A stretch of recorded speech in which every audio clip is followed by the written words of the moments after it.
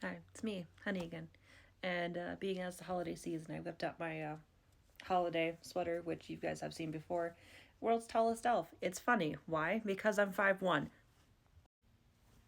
Anyway, so being that is Thanksgiving week, and a lot of indigenous people really don't celebrate Thanksgiving the way, people think that they would. Um, Backstory, I grew up with Thanksgiving being a big, like, holiday for our family. It's a big celebration. We didn't really think, like Indians and pilgrims and stuff like that. It was just a way of our family to be together. So I thought it was fitting to talk about things like Native American foods that you guys probably don't even know that are actually Native American foods here in the Americas.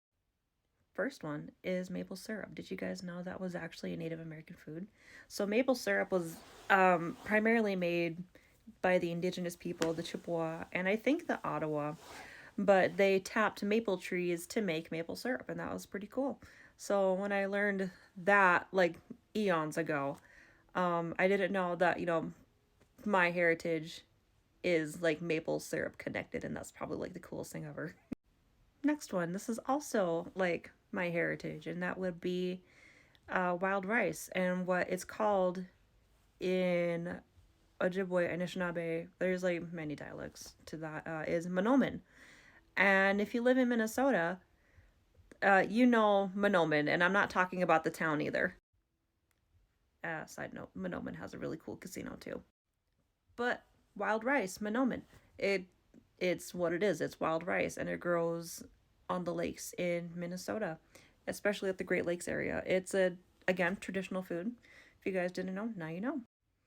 I think some of like obvious foods are like corn, beans, squash. Of course, those are foods here that we had in the Americas before settlers came.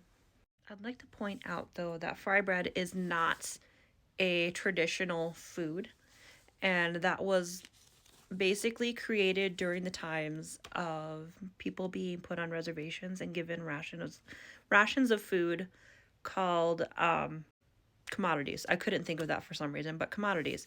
And actually, I have a really good recommendation for reading. It's called Fry Bread. Really good book. I bought this for my kids a few years ago. I do read it to them occasionally. But if you are looking for a Christmas present or just extra knowledge, this is in here. It's got the backstory about fry bread. It's even got a fry bread recipe, but it's not my recipe.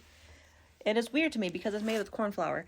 But even like on the covers, it has like all 500 tribes in here. I took the time to find their Turtle Mountain Band of Chippewa, and I think it's on the back side. I don't know, but it's there's all of them. All of the tribes are printed on here. So for this holiday season, just remember that there are indigenous roots to this country. Celebrate how you want. I necessarily don't celebrate Thanksgiving, you know, how people would think I would. And if you're looking for a good Christmas present idea, buy this.